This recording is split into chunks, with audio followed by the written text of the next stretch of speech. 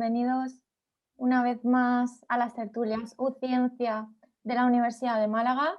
Vamos a ir dejando que los asistentes se vayan sumiendo al encuentro y en breve iniciamos la sesión. Esta tarde contaremos con el doctor Juan Pedro Bandera, que nos hablará sobre los robots sociales de asistencia, sirvientes, compañeros o herramientas. Debéis saber antes de comenzar que la tertulia va a ser grabada y que posteriormente podréis volver a consultarla en el canal de YouTube de UCiencia. Ahora sí, vamos a ir dando inicio al encuentro. Bienvenidos y bienvenidas a las tertulias UCiencia en formato virtual, enmarcadas en el plan anual de UMA Divulga. A través de estos encuentros podemos conocer los resultados de investigación y acercarnos un poquito más a los entresijos de la labor que llevan a cabo los investigadores e investigadoras de la UMA. Esta tarde contaremos con el doctor Juan Pedro Bandera Rubio, que nos hablará sobre un tema muy actual: robots sociales de asistencia, sirvientes, compañeros o herramientas. Os recordamos que la tertulia será grabada, como siempre, y que luego se subirá y estará disponible en el canal de YouTube de UCiencia. Esta actividad es posible gracias a la financiación de la Fundación Española de Ciencia y Tecnología y a la organización del Servicio de Publicaciones y Divulgación Científica de la Universidad de Málaga, perteneciente al Vicerrectorado de Investigación y Transferencia. Agradecemos también la organización técnica de la mano de Aula Magna. Os recordamos que al final de la tertulia habilitaremos el chat en esta misma ventana para que podáis participar y enviar vuestras curiosidades, comentarios, preguntas. Yo les iré dando voz y Juan Pedro, en este caso, podrá responderlas. Eso será al final del encuentro. Además, también os facilitaremos una encuesta a través del chat para que nos remitáis vuestra opinión sobre este acto. Antes de empezar, os agradecemos también a cada uno de los asistentes vuestra presencia. Ahora me gustaría darle paso a Zaida Díaz Caviale, vicerrectora adjunta de investigación de la Universidad de Málaga, que nos acompaña esta tarde. Cuando quieras, Zaida. Hola, buenas tardes. Muchísimas gracias, Cristina. Y muchas gracias a todos por estar aquí presentes en una nueva charla de UCiencia. Y quiero empezar, pues dándole las gracias y presentándoos al tertuliano de esta tarde, que es el doctor Juan Pedro Bandera Rubio, que es ingeniero de telecomunicaciones de la Universidad de Málaga y que es profesor titular del área de tecnología electrónica de la universidad.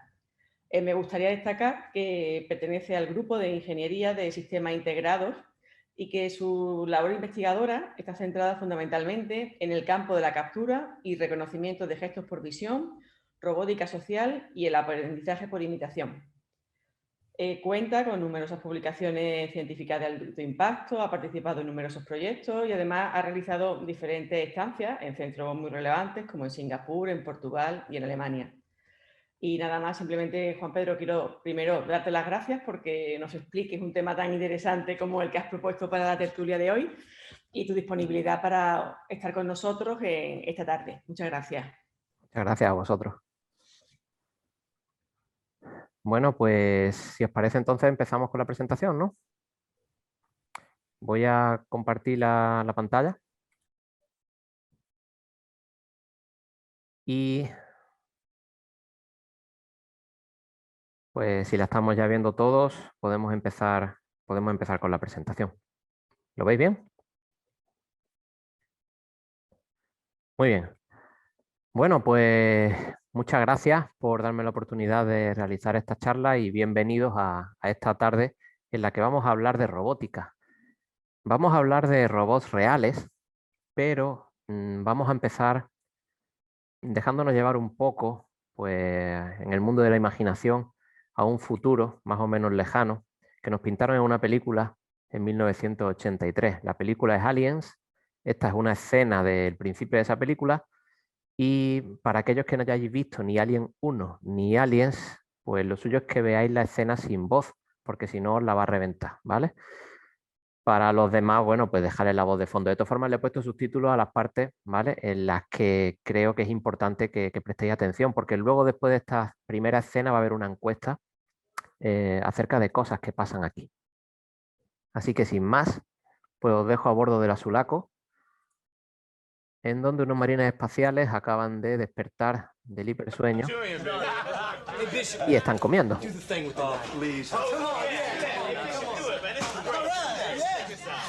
don't want to see that, man. Come on, man. All right. All right. Hey, what are you doing, man? Hey, what are you doing? Come on, quit messing around, Drake. Come on. Bishop, hey, man.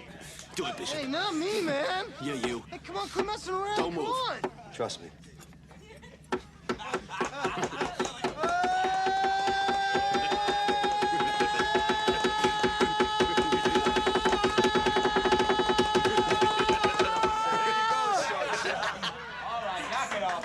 Thank you.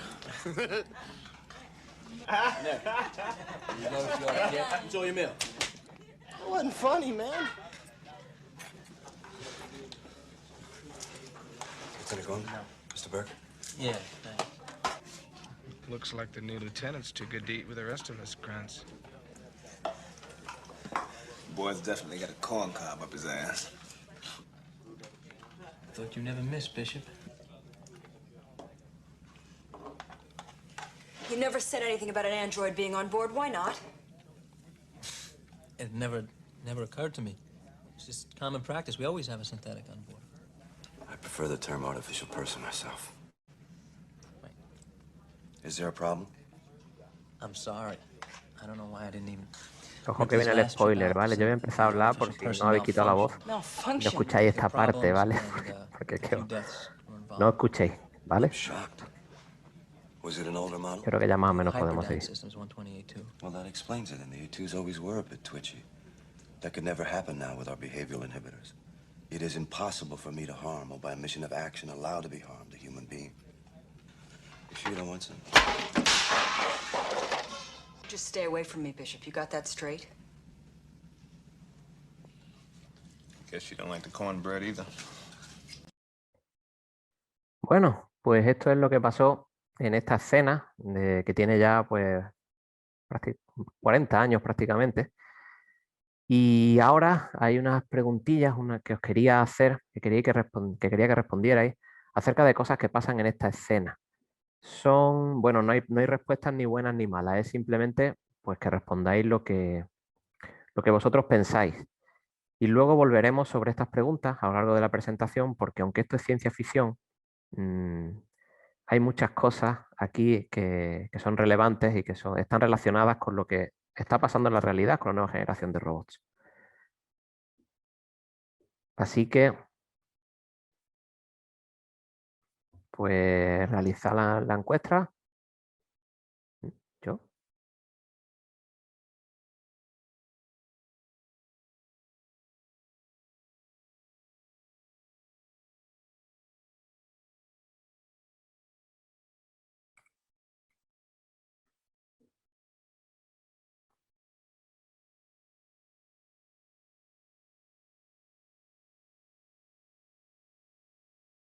Tenemos 4 de 8, no sé si los otros 4 habéis respondido o no. 5 de 8, quedan 3. O sea, que somos pocos.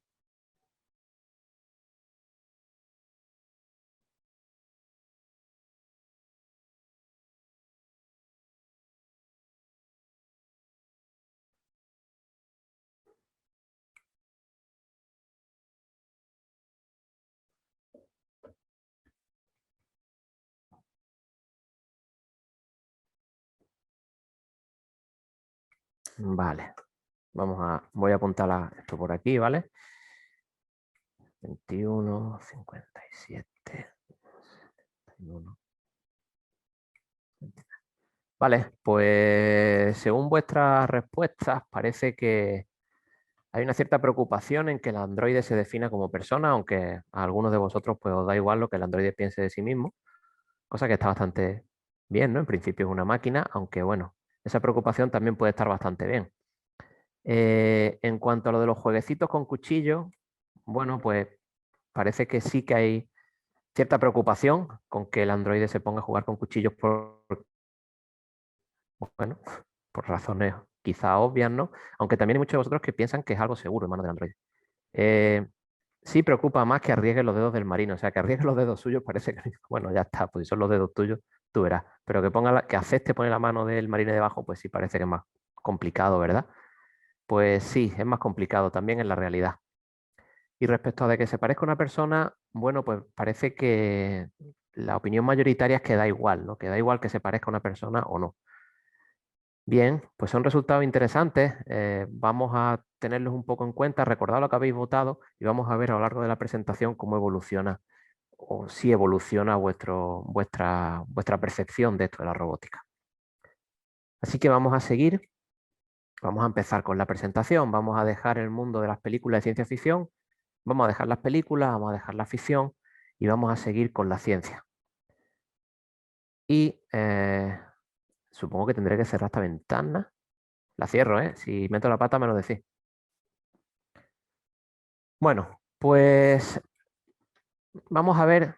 Sí, en ciencia ficción está muy bien, pero ¿qué pasa en la realidad con los robots? Bueno, no hace falta que definamos lo que es un robot. Hoy día ya todos tenemos claro lo que es o pensamos que tenemos claro lo que es. De todas formas es interesante o he querido resaltar de dónde viene el término robot por una razón, por el significado de la palabra. El término robot se acuñó en 1920 y lo utilizó por primera vez Karel Čapek, un escritor checo, en su obra RUR, Rossum Universal Robots. Por cierto que ahora hay una empresa de robots que se llama RUR. Y robot viene del checo robota, que significa trabajo. Esa idea es la que se traslucía en esta obra de teatro y bueno, pues ya que estamos con spoilers, esta sí os la voy a reventar. Básicamente los robots llega un momento en el que se hartan de servir, toman conciencia propia, se rebelan contra la humanidad, etcétera, etcétera. Igual habéis visto otras películas más recientes en las que os suena este argumento, se repite hasta la saciedad, ¿vale? Porque es un cierto miedo que existe cuando hablamos de crear personas artificiales. Esta escena es de una representación de la obra y veis que el concepto de robot es una persona que se ha disfrazado con un traje un poco más raro de la cuenta, ¿no? Y pone unas posturitas un poco más raras de la cuenta también, pero básicamente una persona. La señora que está sentada no sé si es un robot o no, por si lo preguntáis, ¿vale? No tengo ni idea. Yo creo que los robots son los tres de la derecha. Bueno, significa entonces la palabra trabajo. ¿Quiere decir que los robots surgieron en el 1920? No, hombre, los robots, la idea de un autómata, la idea de sistemas automáticos que se asemejaran más o menos a personas está presente bueno, en la mitología griega mismo. Ahí tenemos a Hefestión, ¿no? Que era el herrero que hacía un montón de autómatas de diferente tipo, ¿no? Y hay más referentes antiguos acerca del uso de robots. Pero aquí lo que quería resaltar es el significado de la palabra, porque significa trabajo. O sea que ya se va viendo una cierta idea de para qué queremos los robots, ¿no? En ciencia ficción, en los años 20, el tema de robots pues, empezó a tener bastante relevancia y también en la vida real empezó a cobrar relevancia el uso de robots. Ya veremos dónde. En ciencia ficción, bueno, pues estamos hablando de personas artificiales y demás. En 1942, uno de los autores a los que más debe en ciencia ficción la robótica, Asimov, publica sus famosas leyes que son de dominio público, ¿vale? Las conocemos ya todos. Básicamente la primera ley es que un robot no puede dañar a una persona ni permitir que se le haga daño. La segunda ley es que cumpliendo la primera, o sea, si la primera está a salvo, si no se va a dañar a nadie, el robot debe obedecer. Y la tercera es, si no daño a nadie y estoy obedeciendo, entonces me preocupo de sobrevivir. Esas tres leyes de Asimov ni siquiera funcionaban en la ciencia ficción, ¿vale? O sea, Asimov se tuvo que inventar otra ley, la ley 0, para pulir un poco el asunto, porque no funcionan. De hecho, si los robots tuvieran que cumplir estas leyes, no les quedaría más remedio que dominar el mundo y encerrarnos a todos en sitios controlados, porque si juntas a unas pocas de personas juntas, más tarde o más temprano se van a hacer daño. Así que el robot, como no puede permitirlo, en fin, es una idea chula para ciencia ficción, esto de las leyes de Asimov, pero en la práctica no funciona y aunque en la escena anterior Bishop lo dice, eso de no puedo permitir que se le haga daño a una persona, a ver cómo puñeta se define eso en la realidad, ¿vale? Estas leyes no son prácticas en absoluto, ¿vale? No nos valen. Pero sí hay una idea práctica de todo esto de aquí. Y es que robot significa trabajo. Y entonces lo que se planteó mucha gente fue, bueno, ¿y cómo podemos hacer que el robot que haya robots que trabajen y que saquen trabajo para adelante y que sean rentables, etcétera? Bueno, a partir de esos pensamientos, pues se empezaron a utilizar robots en la industria, robots industriales, que realizaban tareas repetitivas y bueno, pues realmente reemplazaron a muchos trabajadores de fábricas y demás. Bueno, el robot siempre hace los mismos movimientos y demás. Estos robots se van haciendo cada vez más complejos y hoy día estos robots son realmente complicados y tienen muchas características muy interesantes. Pueden adaptarse fácilmente a nuevas tareas, pueden cooperar con personas compartiendo un espacio de trabajo, etcétera, etcétera. Pero la mayoría de robots en la industria tienen una idea muy sencilla de lo que es la seguridad, ¿vale? Entonces, aunque la complejidad creciente de estos robots llevó a que en 2009 se esbozaran unas nuevas leyes de la robótica, que tampoco son prácticas, pero que incorporan una serie de ideas interesantes, se hablan estas leyes de seguridad, se hablan estas leyes de ética, y el hecho de que aparezcan esas palabras ya es interesante, aunque las leyes en sí tampoco son demasiado útiles, sinceramente. Como os decía, la mayoría de robots industriales hoy día tienen un esquema en respecto a la seguridad bastante sencillo. Tú pones una línea roja alrededor y las personas, ¿dónde están? Pues allí, bien alejaditas, ¿vale? Si te acercas, pues te puede llevar un viaje por parte del robot. Entonces, básicamente son máquinas que realizan pues, tareas repetitivas en entornos controlados, ¿vale? Y eso es una clave importante aquí. Estos robots trabajan en un entorno controlado. No se preocupan de que aparezcan personas en su entorno porque no pueden aparecer. No se preocupan de que las piezas estén en otro sitio porque no puede ser. Las piezas vienen en una cinta y siempre vienen en el mismo sitio. Yo la cojo de aquí y la pongo allí. O la atornillo aquí o pinto aquí. Bueno, pues resulta que en el 75 se empieza a trabajar en una nueva generación de robots. Y en una corriente que empieza sobre todo en Japón, pues se empieza a hablar de llevar los robots a los entornos cotidianos. Vale, esto lo he puesto en rojo porque esto es la idea realmente rompedora en esta nueva generación de robots, es sacarlos de un entorno controlado y meterlos en nuestro día a día. Claro, parejo a eso, pues hay otras cosas. También se quiere que los robots tengan características cada vez más humanoides. De hecho, el robot que veis a la derecha no está sacado de un manga, es el HRP2 de Honda y es un robot real que se construyó. Es bípedo, la idea es que colaborara con personas, etcétera, etcétera, etcétera. Conforme iban saliendo estos robots, ya se veía lo complejo, lo difícil y lo prácticamente imposible que iba a ser que estos robots funcionaran de una forma adecuada. Es tremendamente complicado hacer que un robot se mantenga sobre dos piernas, o que vea las cosas y las perciba como nosotros las percibimos, o que pueda colaborar con nosotros con un cuerpo parecido al nuestro. O sea, de una forma adaptable a cualquier cosa que pueda hacer un humano. Eso es tremendamente complicado, ¿vale? Entonces, esta nueva generación de robots ha dado con muchos problemas, pero sí es verdad que esa idea de trabajar en entornos cotidianos, de sacar la robótica de la fábrica, sí es una idea que sí es poderosa y sí ha ido progresando pues en estos más de 40 años que llevamos ya con la nueva generación de robots, que ya no es tan nueva, ¿vale? Un punto importante en estos desarrollos con nuevos robots es en torno al año 2000, más o menos, un poco después, empieza a hablarse cada vez más de robots sociales. Son robots que exhiben un comportamiento social, ¿vale? No solo son robots que trabajan en nuestro entorno, sino que son robots que son capaces de socializar, de relacionarse con nosotros. De hecho, hasta se los clasifica y van desde robots que evocan una serie de impulsos sociales, ¿no? Por así decirlo. O sea, tú ves a la foca de peluchillo eso, que se hace ruido, respira y hace ruidito y puede que te entren ganas de abrazarla, pues ya depende de cómo seas, ¿no? Pero puede que sí.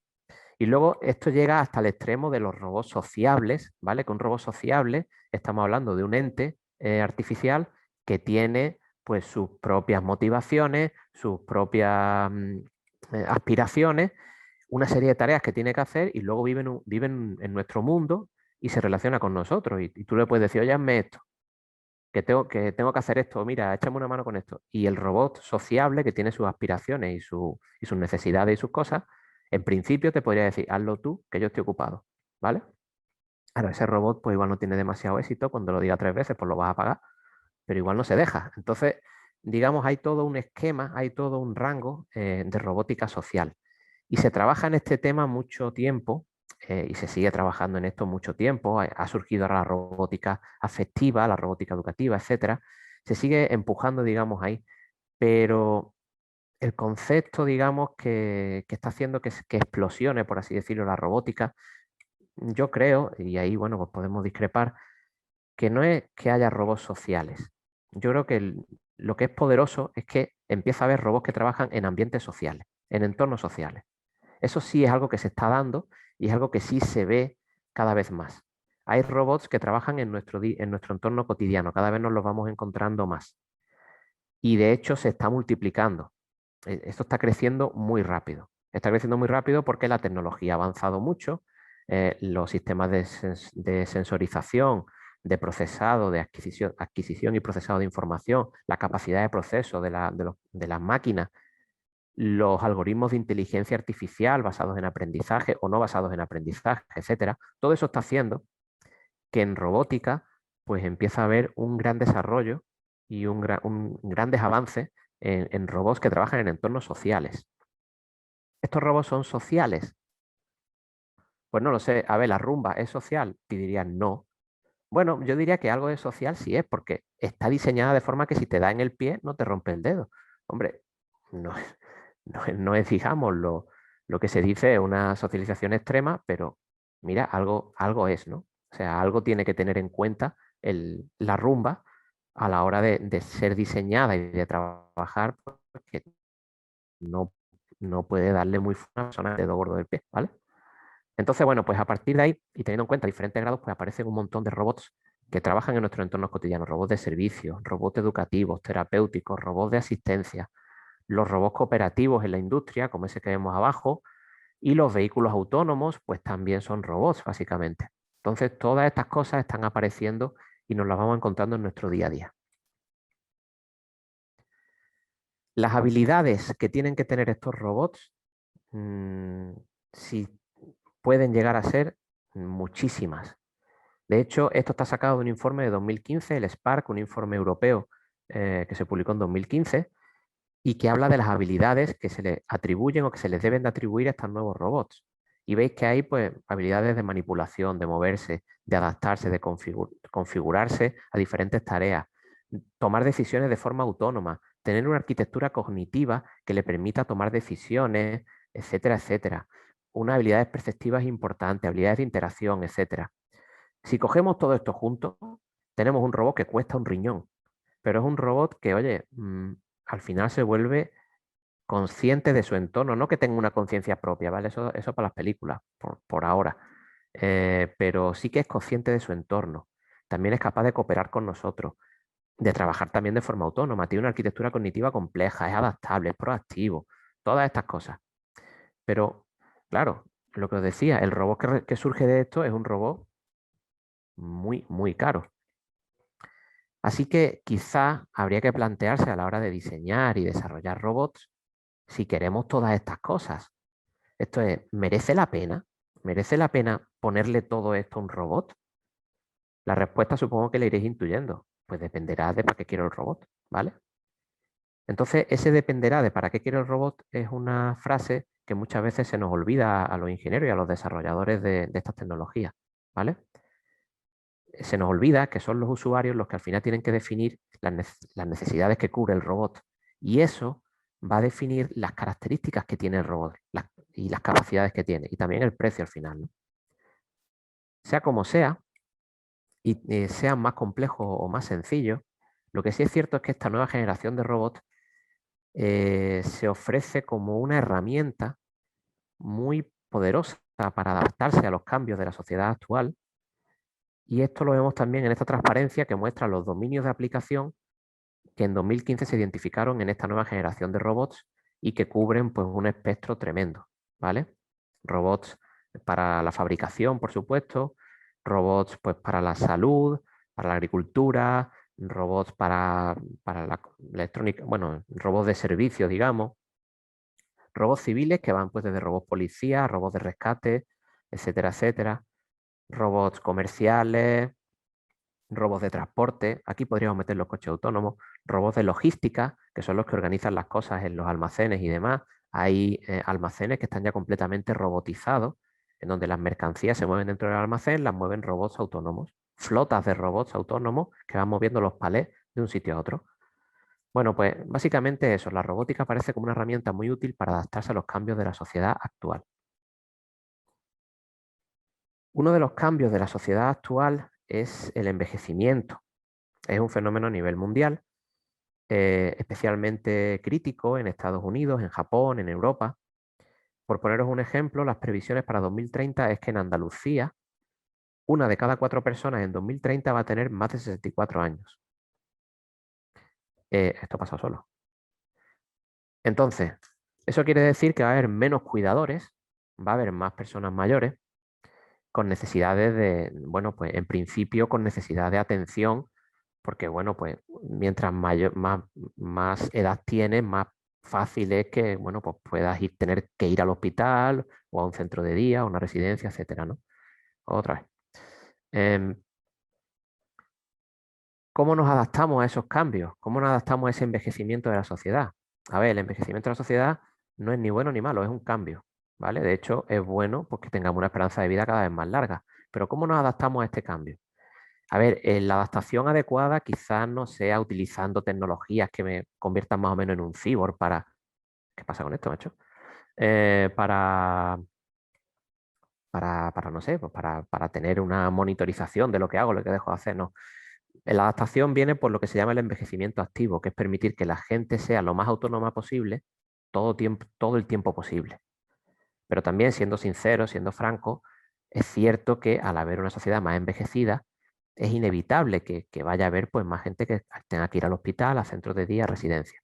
Y además vamos a tener menos cuidadores, porque va a haber menos gente en edad de trabajar en esos sitios. Así que tenemos que dotar a los cuidadores con buenas herramientas para que puedan hacer su trabajo de forma eficiente. Y la robótica aparece como una forma de proveer estas herramientas.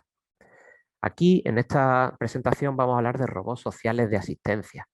La definición tiene ya 16 años y voy a resaltar lo que viene en negrita.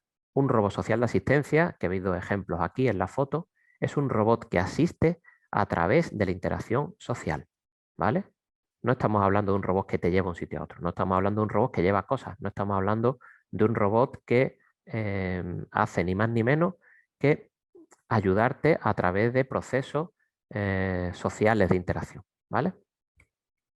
De hecho, fijaos que no tienen brazos, ¿vale? Pero sí tienen una pantalla que suele ser táctil y si te escuchan y reconocen tu voz, deberían de reconocerte a ti también y pueden también hablar y ofrecerte una comunicación, una interacción a través de canales naturales para nosotros. Bueno, y ahora vamos al tema de robots sociales de asistencia y hay otro par de encuestas que vamos a hacer ahora, ¿vale? Acerca de una imagen que es esta que veis aquí y luego otra que vamos a poner después, ¿vale?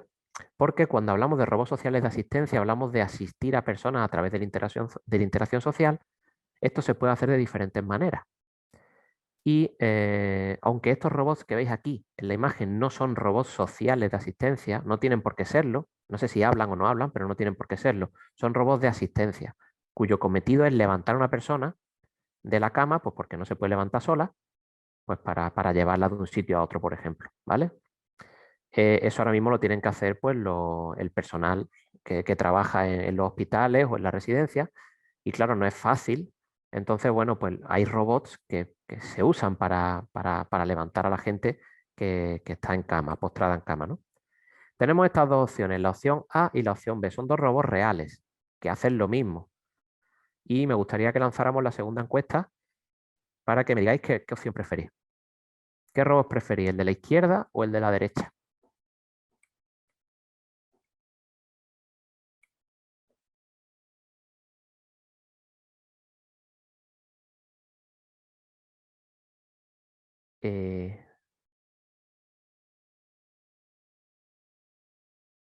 Vale, a mí me sale a votar también, o sea, no me sale a ver los resultados como antes, con lo cual quien esté viendo los resultados que luego me los diga, por favor, porque yo no veo lo que está votando la gente.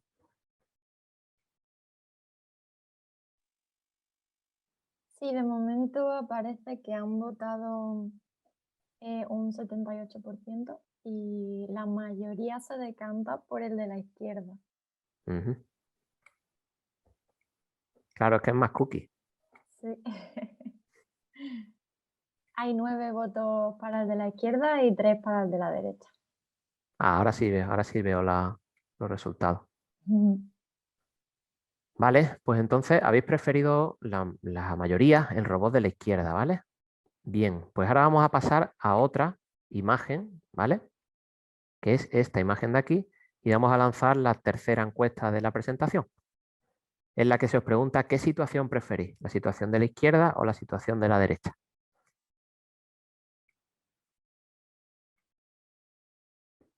Entonces, si tenéis la última encuesta por ahí, la lanzamos.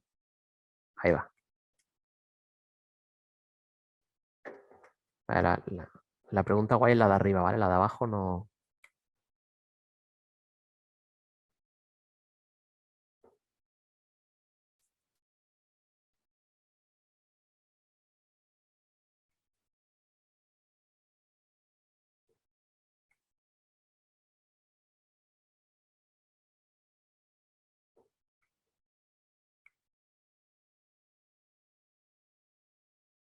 ¿Cómo vais? ¿Habéis respondido ya? Más o menos. Yo es que sigo siempre los resultados. De momento ha votado en torno al 70%. Venga, pues votad si eso los que queráis. Si estáis muy indecisos, pues tampoco pasa nada. No tenéis por qué votar, esto no es obligatorio, ¿vale?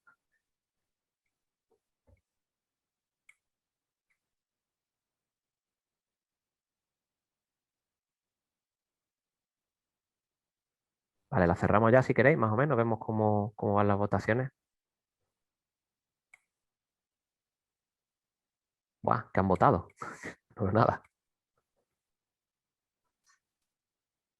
Ahora, ¿no? Ahora. Bien, todos vosotros preferís la situación de la derecha. Vale, estupendo. Pues ahora vamos a repasar un poco estas dos imágenes, ¿vale? Esta imagen de antes. Aquí hay una máquina y dos personas a la izquierda, una máquina y dos personas a la derecha, ¿vale? En la siguiente transparencia hay una máquina, la tele, y dos personas a la izquierda, una máquina, la radio, y dos personas a la derecha. La situación es, bueno, en cuanto a número de elementos en la imagen, es la misma en las cuatro imágenes, ¿vale? Y ahora, fijaos a quién está mirando la persona a la izquierda, a la persona a la que están levantando de la cama, y a quién está mirando la persona a la derecha. Y la mayoría habéis preferido la situación de la izquierda, ¿vale? En esta, fijaos a quién está mirando la persona, bueno, la persona mayor en este caso, a la izquierda y a la derecha. Fijaos que en esta situación no habéis dudado en que la situación de la derecha mola más, ¿vale? Porque las personas se están mirando y la radio está de fondo. Mientras que en la situación de la izquierda, pues el abuelo del niño está pasando de él completamente embobado mirando la tele, ¿vale? Pero fijaros ahora en la primera imagen que hemos visto, ¿vale? La persona a la que están levantando de la cama, a ver, la persona está mirando a la máquina en la primera imagen, ¿vale? Está pasando completamente bueno, pues el profesional sanitario, el cuidador, el asistente, que sí está muy contento ahí, pero están pasando de ella completamente. En la segunda imagen, la persona a la que están levantando de la cama está mirando a la persona y está pasando de la máquina. Entonces, las situaciones, aunque parezcan distintas, realmente son lo mismo, ¿vale? Esta transparencia no es mía. Le di las gracias a Francisca Kirstein de Blue Ocean Robotics, una empresa con la que estamos trabajando en diferentes proyectos, porque fue la que puso esta transparencia en una presentación y es bastante significativo. Si a mí me vienen a instalar un ventilador a casa, yo hablo con el técnico, no hablo con el taladro, ¿vale? Sin embargo, en esta escena sí parece natural incluso que prefiramos la escena de la izquierda a la de la derecha. Entonces, ¿hacia dónde tenemos que empujar en el desarrollo de robots de asistencia? Bueno, aquí abrimos un melón tremendo que no vamos a abrir en esta presentación, que es el de la roboética, ¿vale?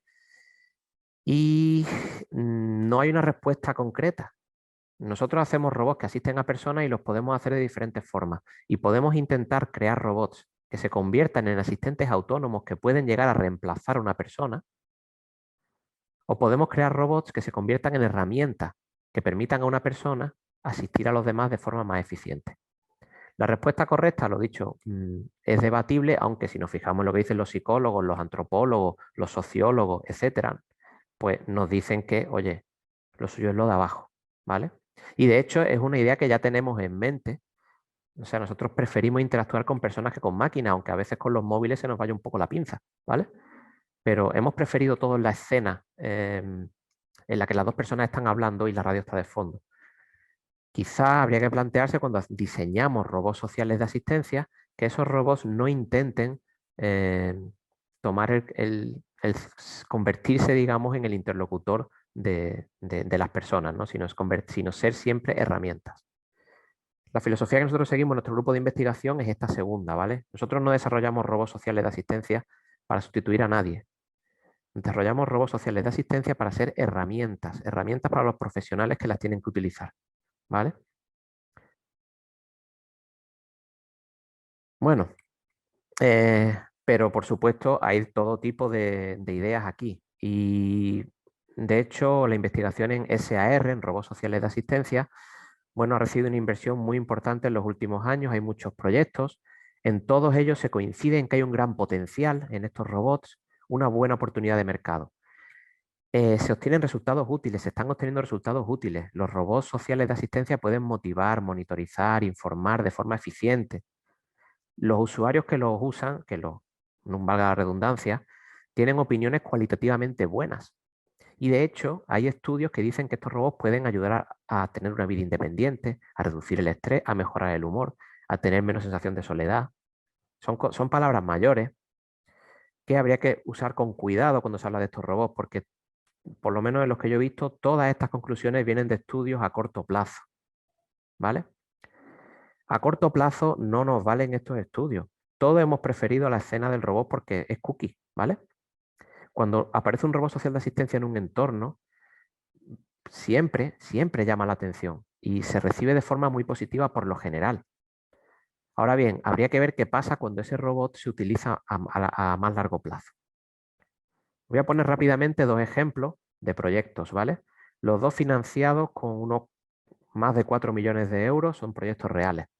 En el primer proyecto se diseñó un robot para una persona que vivía sola en una casa y el robot tenía como objetivo entretenerlo, ayudarlo a que no se sienta solo, a ser un asistente social, cognitivo, incluso ayudarlo físicamente a llevar cosas, lo que hacía que fuera carísimo, claro, porque tenía que aguantar cosas.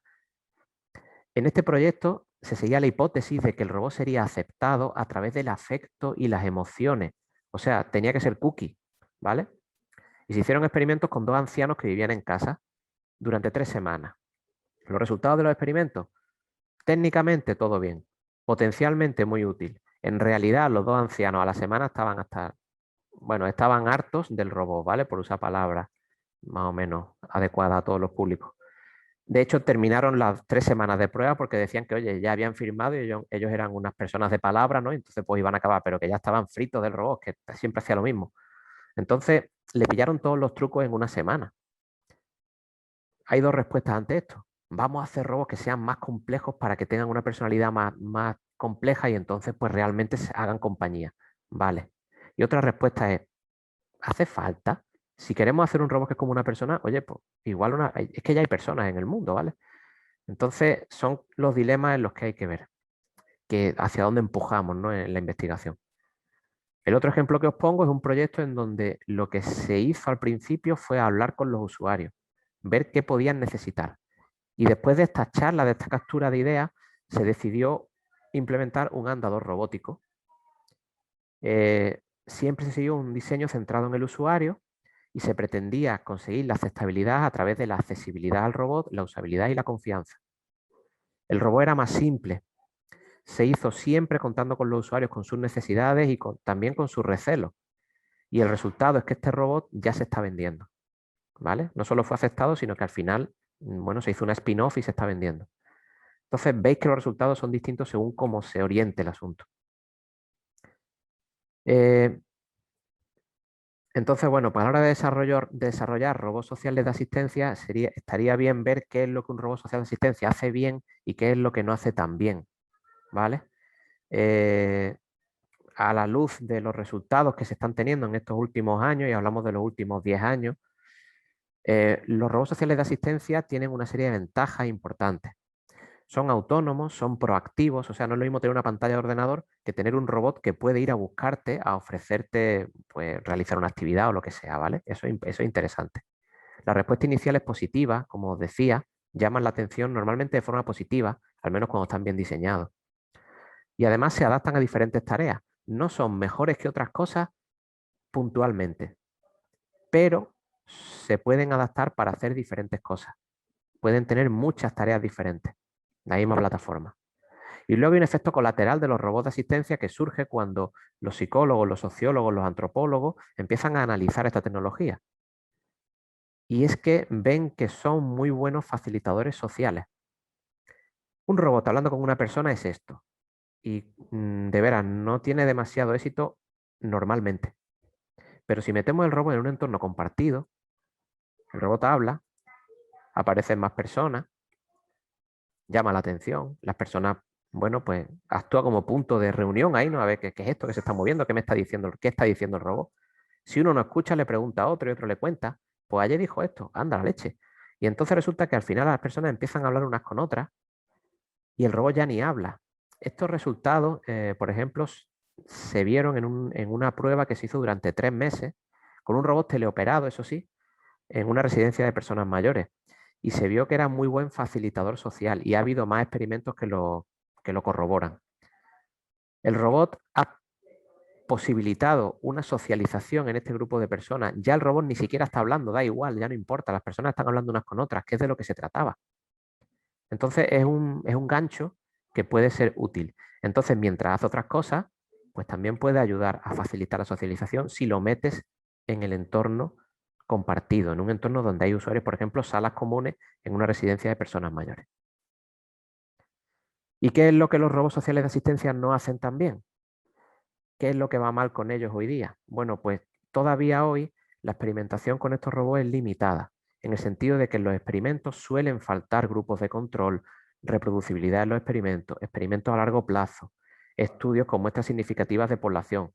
Son cosas que se dan por hechas en unos experimentos científicos, pero que en robótica social de asistencia muchas veces no se hacen, porque es difícil hacerlas y también porque muchas veces nos quedamos en lo cualitativo, en lo técnico.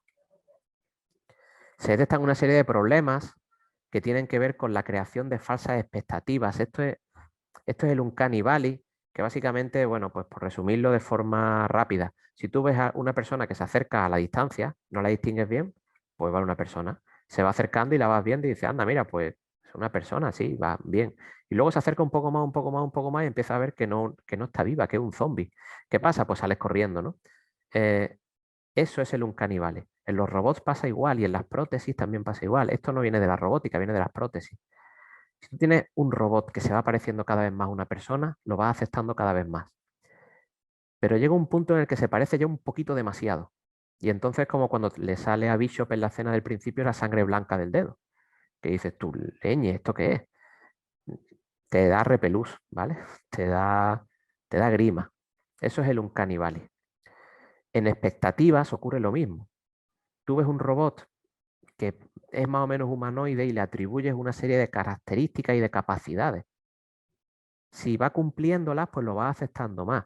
Pero en el momento en el que no te da respuesta, porque es un robot, es limitado, pues entonces el rechazo puede ser importante. Porque tú te creías que era una persona o como una persona y de repente resulta que no te reconoce. Bueno, Ripley tenía sus razones para, en la escena del principio, reaccionar así con la sangre blanca del androide, pero bueno, es una exageración, es una dramatización de una situación que se produce. Tú estás interactuando con un sistema, de repente te das cuenta de que ese sistema que tú creías que era una persona, no es una persona, sino que es un sistema artificial, te da grima, ¿vale? Y ese rechazo es un factor muy a tener en cuenta cuando diseñas y usas estos robots. También el aburrimiento que pueden producir si no tienen una función útil.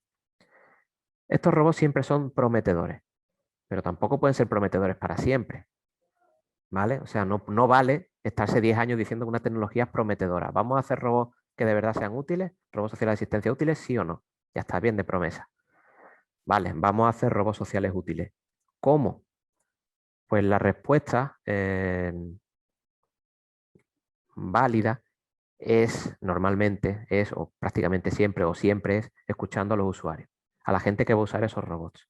Ellos son los que te van a plantear las necesidades que te van a permitir definir lo que el robot hace, lo que el robot parece y, bueno, pues básicamente cómo tienes que hacer el robot, ¿vale? Diseño centrado en el usuario. Y entonces, bueno, pues en la última parte de la presentación, pues simplemente quería presentaros nuestro proyecto de robótica en el que hemos estado trabajando últimamente, que es de un robot social de asistencia para una residencia de personas mayores. Este es el robot que hemos utilizado. Hemos seguido un diseño centrado en el usuario, en el sentido de que, bueno, básicamente el robot se iba a utilizar en una residencia y queríamos evaluar su funcionalidad a largo plazo, en una evaluación de meses. El proyecto empezó más o menos en Navidades del año pasado. Hicimos 2 pruebas en febrero y luego vino el coronavirus, así que, bueno, pues no pudimos hacer esa evaluación a largo plazo porque obviamente con el coronavirus todo cerró. Pero esa era la idea original. Nos dio tiempo a capturar los requisitos, a hablar con la gente de la residencia y ver qué querían ellos que el robot hiciera. Por poneros un ejemplo de cómo van estas cosas, nosotros llegamos con un robot que era capaz de hacer test geriátricos porque veníamos de otro proyecto donde el robot hacía pruebas geriátricas, de valoración geriátrica, de independencia, etc. Lo primero que nos dijeron los terapeutas fue: esos test no queremos que lo haga el robot, esos test los hacemos nosotros. Y le dimos completamente la razón. El robot no lo hacía bien como había que hacerlo. Así que les dijimos, bueno, nosotros no estamos aquí para deciros nada. ¿Qué queréis que haga el robot? Y empezaron a surgir ideas. El robot hará lo que ellos digan. Y a partir de ahí la conversación empezó. Y al final, pues lo que quieren es que el robot recoja las opciones de menú de las personas de la residencia para el día siguiente, porque al terapeuta le lleva 1 hora y pico preguntarle a todo el mundo y es 1 hora y pico que a él le gustaría dedicar a otras cosas, no andar buscando a cada residente y cogiendo las opciones de menú. Entonces, mientras hacíamos o no esa tarea, empezamos a implementar otras tareas en las cuales el robot anunciaba eventos en las salas comunes, hacía fotos, etc. Esta es una foto del primer día. Por poneros otro ejemplo de lo que hablábamos de las falsas expectativas. ¿Sabéis lo que ocurrió el segundo día cuando un residente, llamémosle Pepe, se encontró al robot por el pasillo? Pues la escena fue más o menos la siguiente. Pepe delante del robot. Hola, Felipe, porque le habían puesto Felipe en la residencia, le habían puesto nombre, porque como los robots son cookies, pues se les pone nombre, ¿no? A otras máquinas no, pero a los robots sí. Pepe, soy yo, o sea, Felipe, soy yo, Pepe, ¿te acuerdas de mí? El robot, obviamente. Hola, buenos días. Hola, soy Pepe, ¿te acuerdas de mí que ayer nos vimos? El robot, hola, mira, este es mi amigo Manu, ¿te acuerdas? El robot, bueno, pues como lo teníamos telecontrolado nos fuimos, porque Pepe ya lo estaba mirando con una cara de decepción tremenda, ¿no? Y eso fue el segundo día. Hay que tener mucho cuidado con las expectativas que creas con estos robots. Entonces habría que pulir qué es lo que ese robot está ofreciendo y qué es lo que hace que ocurran estas cosas, ¿no? En esas estábamos cuando vino el coronavirus. No pudimos hacer pruebas en la residencia y tuvimos que redirigir el proyecto. Y la redirección fue, bueno, pues de nuevo a escuchar a los usuarios. Hablamos primero entre nosotros a ver qué se podía hacer. Hablamos con la gente de la residencia, con el personal de la residencia. Hablamos con el personal del hospital clínico, de enfermería, porque ya había unas ideas que empezaban a cuajar y cuando hablamos con ellos ya se confirmaron de que podíamos hacer un robot que ayudara en una cosa que estaba ocurriendo, y es que haya muchas personas aisladas en sus habitaciones de la residencia y del hospital. Personas que no podían hablar con sus familiares.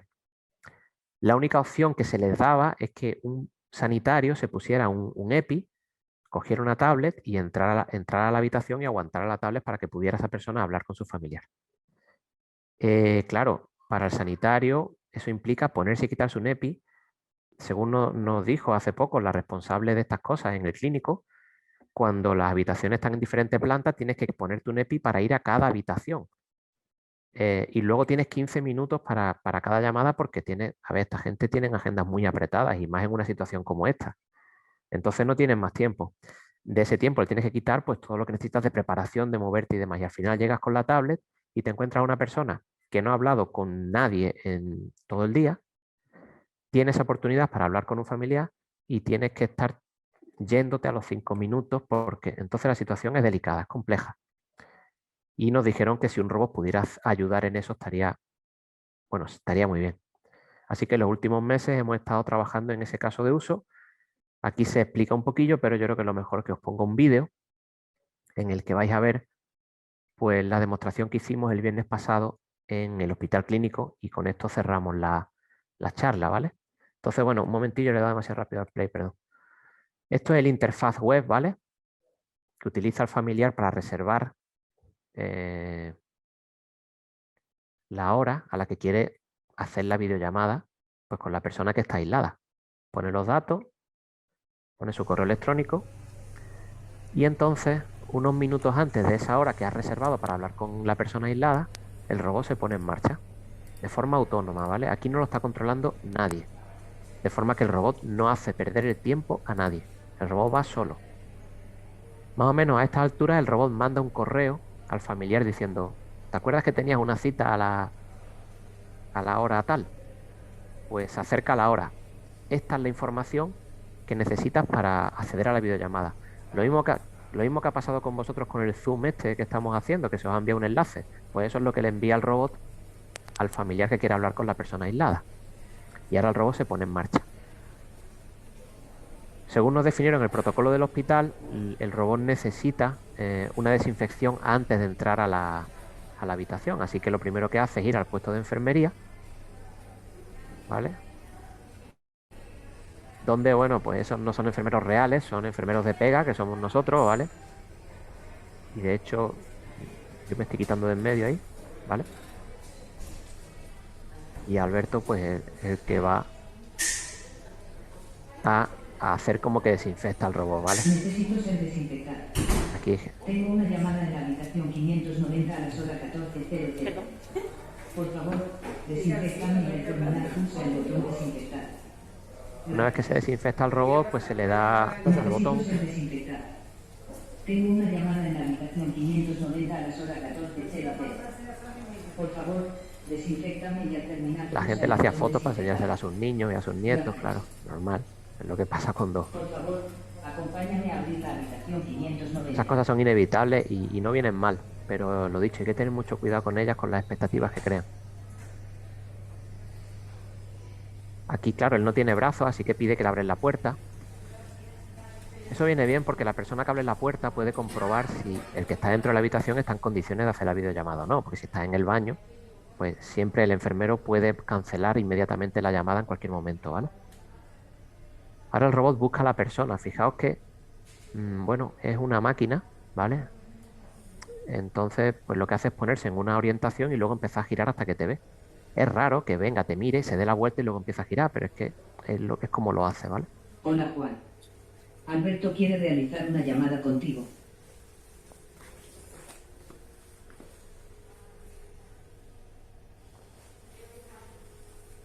Espera un poco mientras preparo todo.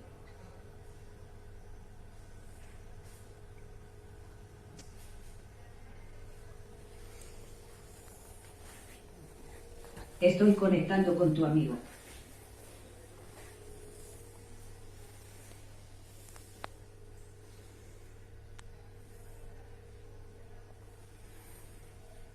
Vale, el proceso de conexión tarda, pero en este vídeo tarda todavía más porque nos equivocamos al meter el código, ¿vale? Básicamente, de la videollamada.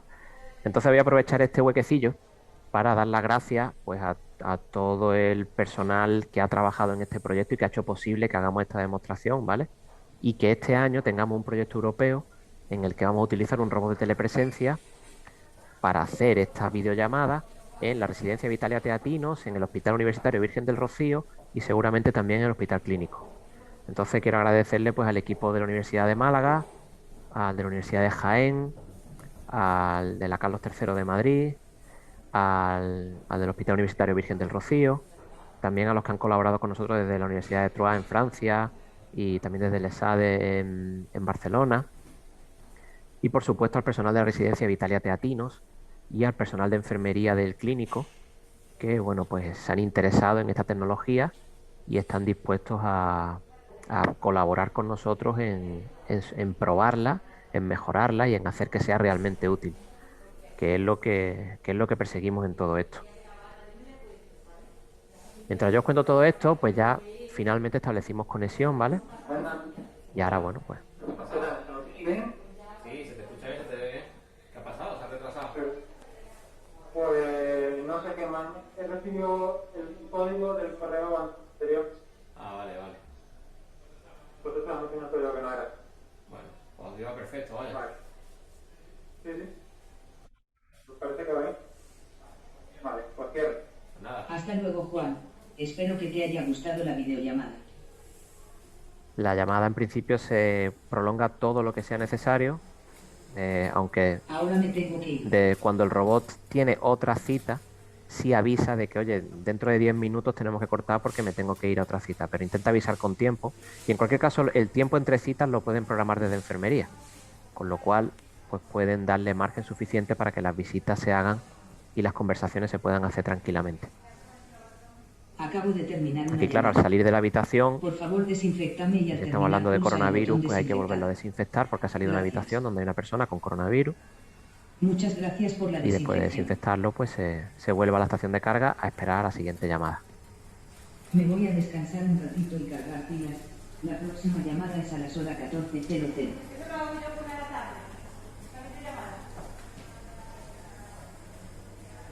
Y bueno, pues aquí acabamos la presentación.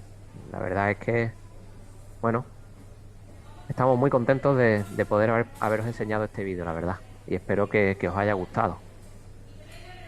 Por mi parte, pues dejamos aquí, si os parece, y dejo de compartir la pantalla. Y de nuevo, muchísimas gracias por haber estado por aquí.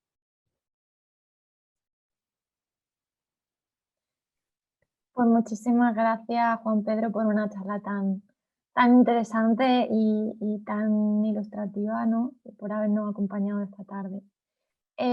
Como tenéis el chat ya disponible, damos paso a las preguntas para que todo aquel que se anime pueda plantear sus comentarios, sus dudas, y yo las iré leyendo en voz alta. Os animamos a participar. Os recuerdo también que por el chat tenéis la encuesta disponible que podéis rellenar de manera muy breve y que nos resultaría de gran ayuda para poder mejorar la organización de estos encuentros.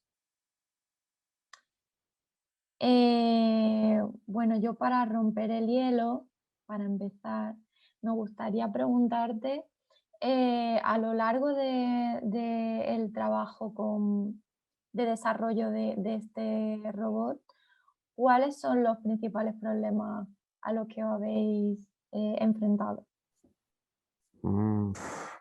Bueno, hay bastantes cosas. Es que en realidad el trabajo nuestro con robots de este tipo van pasando de unos proyectos a otros. Entonces empezamos en 2013 más o menos, donde había un robot social que era un gancho publicitario para un panel publicitario. Era un proyecto con Indra y querían que el robot se acercaba a la gente y le decía, ¿quieres venir a ver unos descuentos exclusivos que estamos ofreciendo en nuestro panel? Y bueno, pues esa fue la primera vez que tuvimos que hacer un robot con estas características, por así decirlo. Luego tuvimos un proyecto donde el robot tenía que hacer test de valoración geriátrica, un proyecto europeo, y luego sí tuvimos este proyecto de evaluación en las residencias de personas mayores, ¿no? Entonces, yo creo que, por supuesto, a nivel técnico nos hemos encontrado con muchísimos problemas. O sea, la navegación de los robots por un entorno cotidiano es muy compleja y, de hecho, el problema no está resuelto del todo, porque los robots no deben solo de moverse. Cuando estamos en un entorno real, los robots deben de moverse de forma socialmente adecuada, con la pega adicional de que lo que es adecuado para un robot no tiene por qué coincidir con lo que es adecuado para una persona, porque no son personas. Entonces, si yo estoy hablando con alguien y una persona pasa por en medio, vale, es inadecuado. Pero hay un montón de señales que me permiten difuminar, por así decirlo, eso, ¿no? O sea, pues si alguien dice, perdona, ves que va con prisa porque tiene que ir a cualquier lado, te hace un gesto mínimo de que, bueno, pues ese tipo de cosas, pues, pero si es un robot, no tiene esa capacidad, ¿no? Entonces puede darte un buen susto o verlo como algo muy inadecuado. Entonces, moverse es complicado y de hecho nosotros ahora estamos desarrollando una tesis, Silvia, una estudiante de doctorado, está haciendo una tesis con nosotros sobre navegación social, ¿vale? Luego, hay problemas también en la percepción. Es complicado reconocer a una persona. Y el problema de la robótica social es que necesitamos el reconocimiento. O sea, en una residencia de personas mayores donde hay 50 personas en cada sala, en esas 50 personas es muy difícil que las 50 personas tengan la misma predisposición a actuar con el robot. Puede haber gente que no quiera. El robot debería de reconocerlo, porque si tú no quieres hablar con el robot, no es de recibo que el puñetero robot venga todos los días a preguntarte si quieres hablar con él. O sea, al tercer día le dices a quien sea, mira, apaga el cacharro este porque me tiene frito. Entonces, claro, reconocer, no solo percibir dónde están las personas, sino reconocer quién es quién, es un problema también gordo que también estamos solucionando, pero no es fácil. Estamos trabajando, bueno, pues con marcas RFID. El reconocimiento basado en imágenes también se puede reconocer por la cara y también se puede más o menos discernir por la voz. Lo que vamos a hacer es mezclar las tres cosas y a partir de ahí sí esperamos tener una idea buena de quién está delante del robot. Y si no, la idea no es buena, vamos a hacer que el robot pregunte. Que bueno, pues eso también eso es lo bueno de los robots sociales, que pueden decir, oye, ¿tú eres Pepe? Y le dicen, mira, si Pepe soy Manuel. Ah, vale, será la segunda opción. Vale, pues venga, Manuel, ya entonces ya sabes quién es. Más cosas, más problemas que tienen, el tema de reconocimiento de voz. Una cosa es que que reconozcamos la voz pues, usando un micro aquí al lado de la boca, y otra que te metas en una sala de una residencia donde hay 30 personas hablando con las ventanas abiertas, con el ruido de fondo y que pretendas que el robot se comunique ahí bien. A ver, es que lo malo de las cosas que las personas hacemos muy bien por naturaleza es que pensamos que son factibles. Entonces nosotros podemos discernir los ruidos muy bien, podemos digamos, aislar una conversación muy bien y saber lo que alguien nos dice.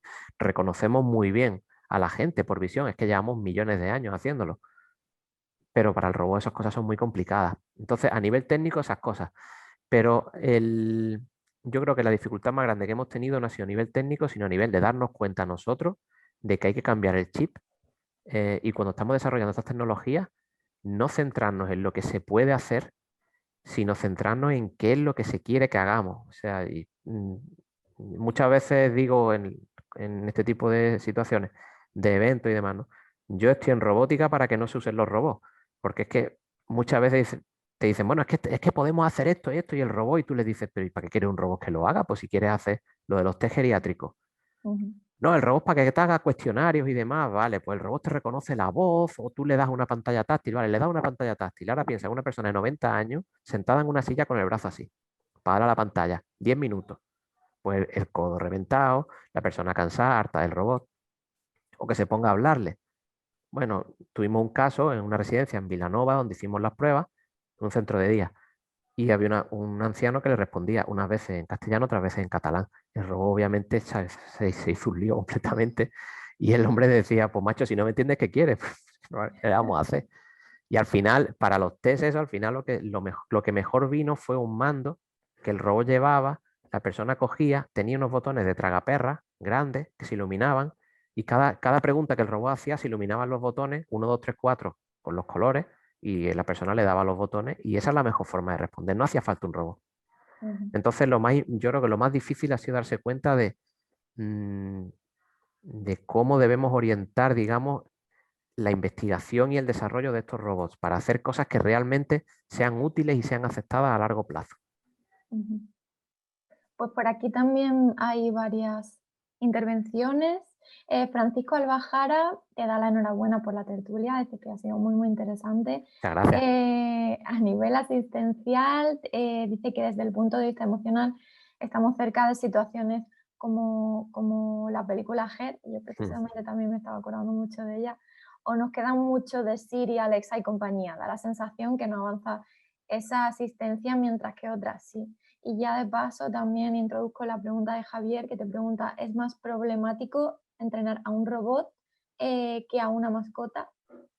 Sí, es más problemático entrenar a un robot. Es más problemático, más caro y menos gratificante, sinceramente. O sea, desde mi punto de vista, esto es completamente subjetivo, totalmente subjetivo. Y me gustan los robots y me encanta la ciencia ficción.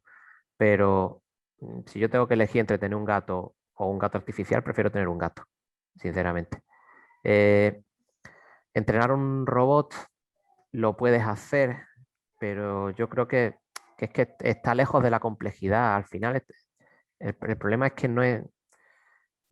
Siempre le acabas pillando los trucos, ¿vale? Por lo menos por ahora. Yo no sé dentro de unos años si la inteligencia artificial podrá ofrecer unas versiones, ¿no? artificiales de mascotas, por ejemplo, que puedan llegar a ser igual de gratificantes. Pero es que en realidad la gracia de un gato es que muchas veces no te hace caso, ¿no? Entonces, no sé, es complicado. Yo veo más problemático entrenar a robots, porque además hay una serie de cosas, cuando hablamos de robots de asistencia, que hay que tener en cuenta, y que son situaciones que se están subsanando. Pero claro, tú imagínate, yo le pongo brazo a un robot, eso es otra también, ¿no? ¿Y por qué no le pone brazo al robot? Lo suyo sería ponerle... Sí, claro, le ponemos brazos, y brazos robóticos hay. Ahora yo le pongo brazos al robot, para que me ayude a llevar cosas, estupendo. Venga, pues le vamos a poner brazos para que me ayude a llevar bandejas, ¿vale? Pues tú le pones brazos al robot y está hablando con una persona mayor que está sentada. Cuando la persona mayor se quiere levantar, como el robot tiene brazos, pues la persona mayor lo agarra del brazo para que lo ayude a levantarse y van al suelo la persona y el robot. ¿Vale? Entonces, ¿para qué le has puesto brazos al robot? O venga, no, que coja objeto y lo lleve por un lado para otro. ¿Vale? Cuando coja un bisturí, a ver qué hacemos, ¿vale? Porque, hombre, el robot tendrá que percibir que lleva un bisturí en la mano y que hay que tener cuidado. Sí, hay por ahí un vídeo que puse, ese ya tiene tiempo, que eran gente que hacía controladores para brazos robóticos y demás, que hacían que frenaran y que tuvieran en cuenta lo que tenían en las manos para no hacer daño. Y la prueba era precisamente con un bisturí, el tío ponía el brazo y el bisturí no le clavaba en el brazo. Pero claro, yo creo que ese hombre tenía muchas ganas de acabar la tesis y se jugó el brazo. Ya lo hay, ¿vale? Ese tipo de cosas ya las hay, pero son caras. El problema es que es un esfuerzo muy grande en hacer que el robot haga cosas que puede que no sean necesarias. O sea, si te estás planteando tener un robot mascota o una mascota, bueno, ¿quieres tener un robot que es igual que una mascota? Entonces, ¿por qué no quieres tener una mascota? O sea, ¿quieres tener un robot que tenga que sacar a la calle a hacer sus necesidades 3 veces al día para que sea como un perro? Entonces, ¿por qué no tienes un perro? O sea, ¿dónde hay cosas ahí que implican, digamos, un esfuerzo muy grande y que, bueno, pues en nuestra sociedad quizá hablando de la sociedad europea, pues no terminan de rentar, por así decirlo. Hablado de la sociedad europea, porque en Japón es distinto, porque la cultura es distinta, la filosofía, la psicología es distinta.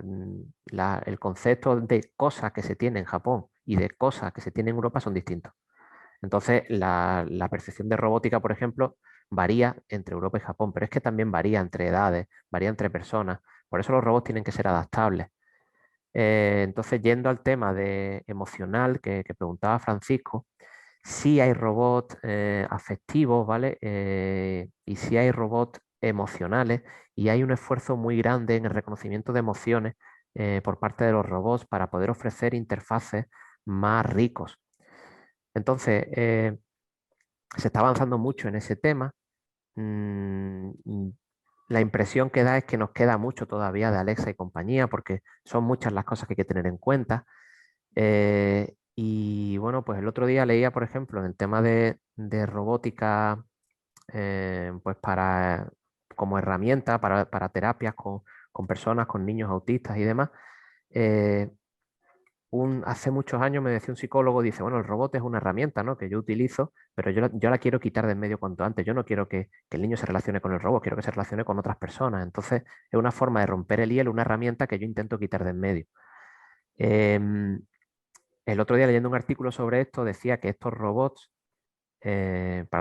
son robots que pueden llegar a ser útiles en entrenamiento cognitivo, pero no tanto en entrenamiento emocional, porque es muy difícil reconocer las emociones. O sea, yo hace unos años estuve de jurado en una tesis de reconocimiento de emociones y teníamos un 60% de reconocimiento en 6 emociones básicas que además tenías que poner cara de actor para que te las pillara. Entonces, si una persona es menos expresiva, pues sinceramente el robot se ve negro para sacar un reconocimiento de emociones. Y eso se suma a otro problema. Vale, tú has reconocido emociones a un 70%. Oye, no está mal, venga, un 80%, no está mal, vale, no está mal. Ahora lo pones en un caso real. El 80% de las veces el robot te reconoce lo que es tu estado emocional e interactúa contigo de acuerdo a eso. Estupendo. pero hay un 20% de las veces que se equivoca.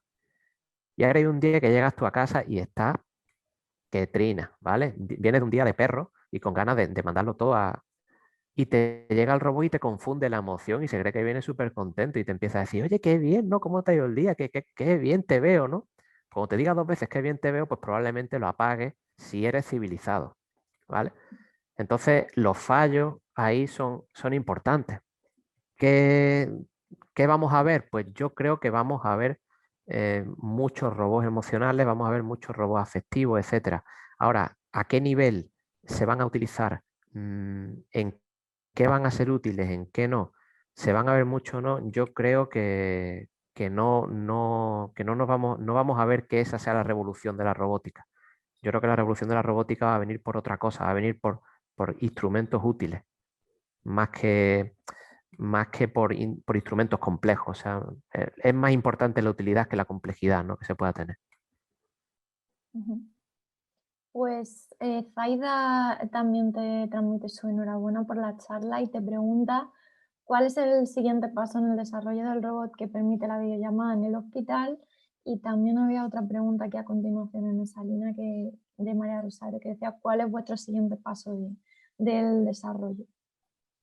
Pues a ver, el siguiente paso, en el proyecto que os comentaba, que estamos empezando ahora, se va a hacer una evaluación a largo plazo, en una evaluación de meses, de estos robots de videollamada en el Hospital Virgen del Rocío, en la Residencia Vitalia Teatino, y lo dicho, pues esperemos que también en el clínico, ¿no? Después de la demo del otro día, pues la sensación es muy buena. ¿Qué es lo que vamos a evaluar? Pues vamos a probar el caso de uso que os he enseñado, vamos a ver qué falla, qué no falla, cómo se puede mejorar y si está bien, y vamos a ver cuáles son las impresiones cuando el robot empieza a trabajar durante tiempo haciendo eso, ¿no? ¿Qué es lo que ocurre? Si se empieza a usar cada vez más porque es una herramienta útil, o después del efecto novedad, pues el robot deja de utilizarse. Por cierto, que vamos a tener la oportunidad de probar 2 robots muy distintos, porque el robot que vamos a utilizar en este proyecto europeo, que es un proyecto que le han dado una empresa, nosotros vamos de subcontrata, ¿vale? Esta empresa hace robots de telepresencia y son robots que son un pedestal con una pantalla grande y 2 altavoces. Entonces, un robot con una pantalla grande y 2 altavoces es muy distinto al robot que habéis visto. Tenemos un interés bastante grande por parte de algunos de los del grupo de investigación, ¿no?, en ver qué se va a preferir a largo plazo. O sea, qué se va a preferir al principio y qué se va a preferir cuando llevemos unas cuantas semanas trabajando. Si vas a preferir el robot más cookie o vas a preferir el robot que tiene una pantalla más grande.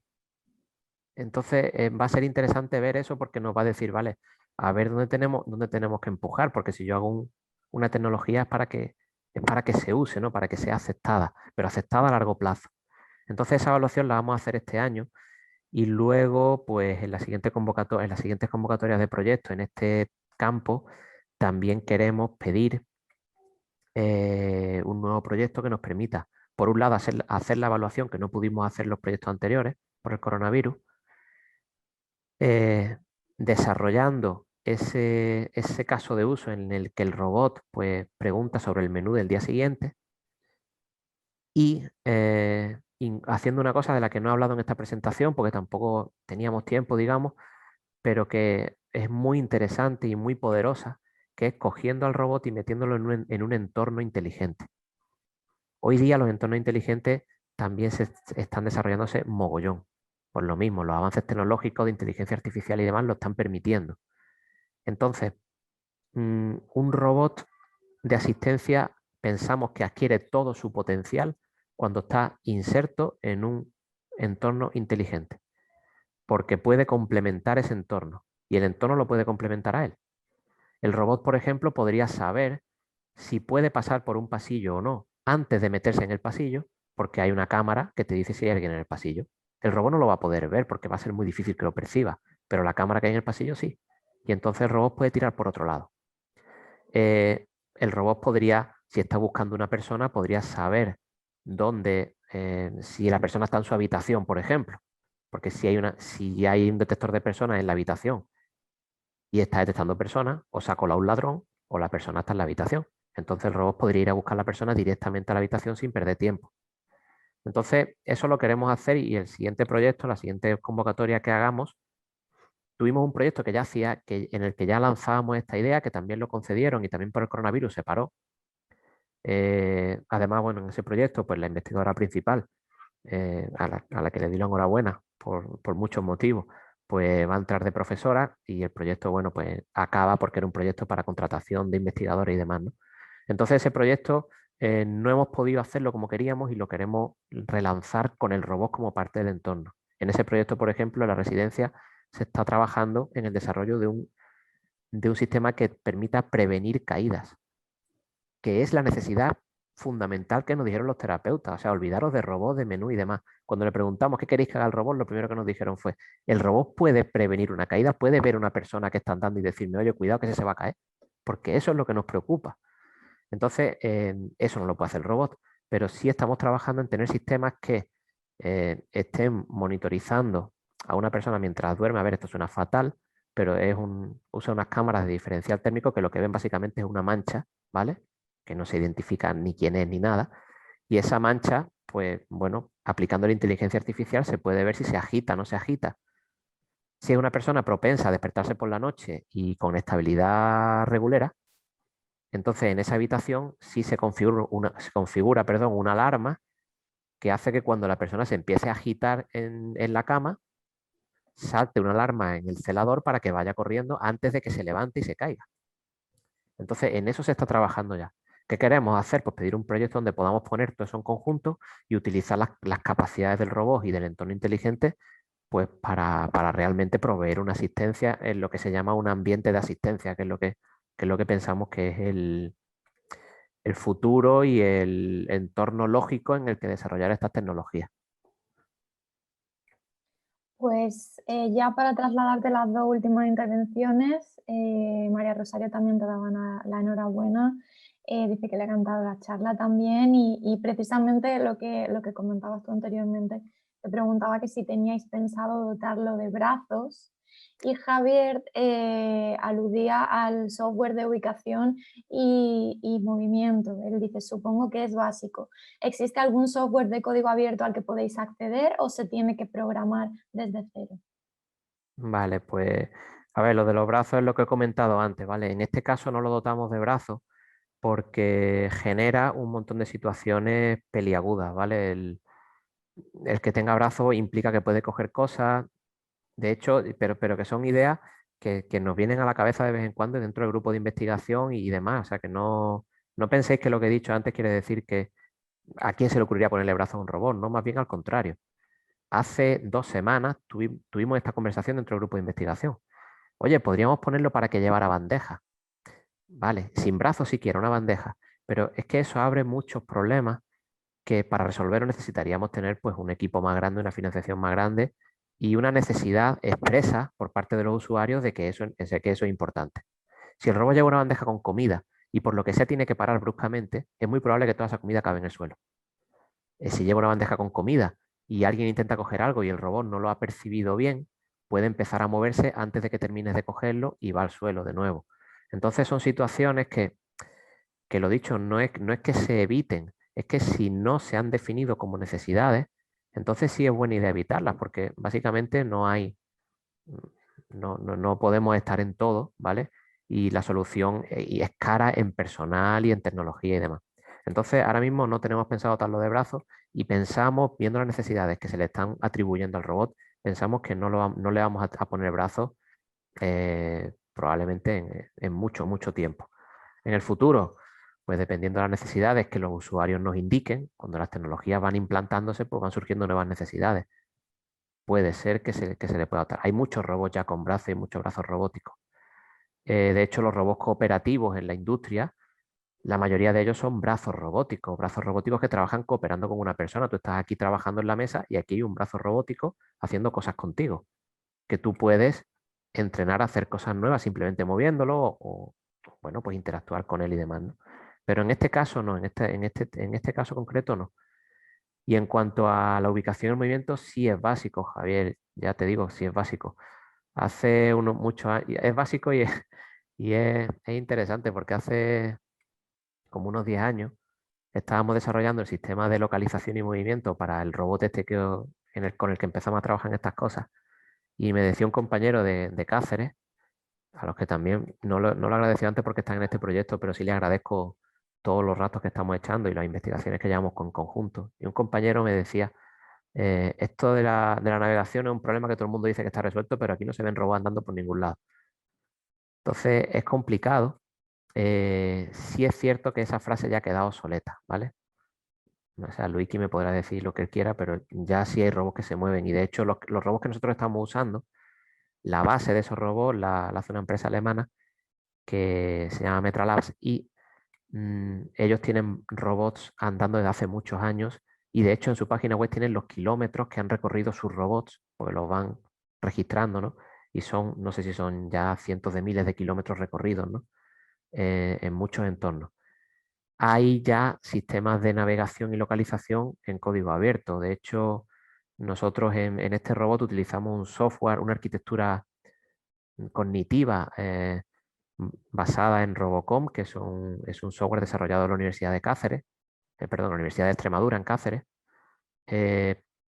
pero también muchos módulos están en ROS y el módulo de navegación está en ROS. ROS es un sistema operativo para robots que es de hecho abierto, ¿vale? Entonces, en principio, cualquiera, en principio no, en principio y en final, cualquiera puede coger estos módulos de ROS, montarlo y echar a andar un robot que se localiza.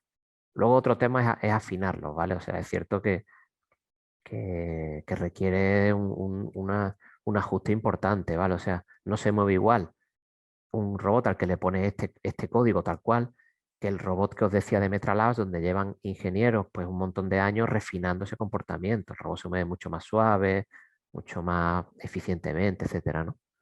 Pero sí, en principio hay soluciones de código abierto para muchísimas cosas y esto del ROS, del robot, se llama Robot Operating System, ROS, pues te ofrece muchísimas opciones de código abierto que son muy, muy interesantes y que permiten que hagas robots que hagan muchas cosas, ¿no? Aparte robot educativo y demás, pero en robots, digamos, de este tipo, sí las hay, sí hay opciones. Bien, pues entonces para ir finalizando, voy a volver a darle paso a Zaida, que sigue por aquí con nosotros. Zaida, cuando quieras.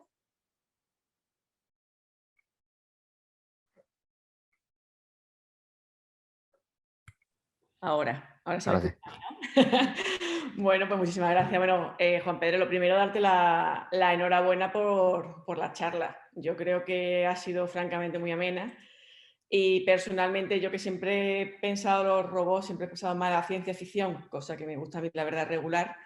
Toda tu parte de asistencial, pues te das cuenta que es que otro campo fundamental. No solo por lo que has comentado, sino el tipo de ayuda que puede hacer a las labores asistenciales y luego también darte la enhorabuena, pues cómo habéis cambiado el proyecto en plena pandemia y habéis dado cuenta que hacía una necesidad que hace 2 años era impensable, que iba a ser tan importante el llevar un iPad para que uno pudiera comunicarse en un hospital y cómo lo habéis hecho. Entonces, pues Muchas gracias. enhorabuena, mi doble enhorabuena. Y simplemente eso, yo quería dar con esto, pues por un lado, yo creo que finalizamos, ¿no? Cristina, tú me corriges si no, las tertulias de este año. Sí, esta ya es la última del La curso. última. Entonces, pues quiero primero agradecer a todos los que nos estáis escuchando y habéis seguido las tertulias durante todos estos meses. Hemos intentado acercaros a diferentes investigadores que, como habéis visto en la charla de hoy, han sido muy diversos y diferentes de líneas de investigación de la universidad. Y también recordar, me imagino que también lo dirás ahora, Cristina, que todo esto está grabado adrede para que lo podáis difundir, ver en otro momento y todo lo que veáis que ayuda a difundir la labor de nuestros investigadores. Pues nada más, muchísimas gracias a todos y de nuevo muchísimas gracias, Juan Pedro. Nada, gracias a vosotros. Muchísimas gracias por la oportunidad que me habéis dado y gracias al equipo que tengo alrededor porque es todo un placer trabajar con ellos, vaya. Pues muchísimas gracias, Zaida, sobre todo a Juan Pedro por la fantástica charla tan entretenida y tan interesante. Como bien comentaba Zaida, esta tertulia, al igual que todas las tertulias que hemos ido realizando, ha sido grabada. Podéis entrar en el canal de YouTube de UCiencia y consultarla posteriormente, las que queráis. Y bueno, antes de acabar, yo simplemente reitero los agradecimientos también a la Fundación Española de Ciencia y Tecnología, al Vicerrectorado de Investigación y Transferencia y al Servicio de Publicaciones y Divulgación Científica de la Universidad de Málaga, así como a Aula Magna, que nos han acompañado a lo largo de todo este curso. Pues bien, gracias de nuevo a Juan Pedro y a todos los asistentes, por supuesto, por acompañarnos, por intervenir y por participar esta tarde de manera tan activa. Nos vemos próximamente, dentro de muy poquito, en las próximas tertulias UCiencia. Muchas gracias a todos. Adiós. Hasta luego, gracias.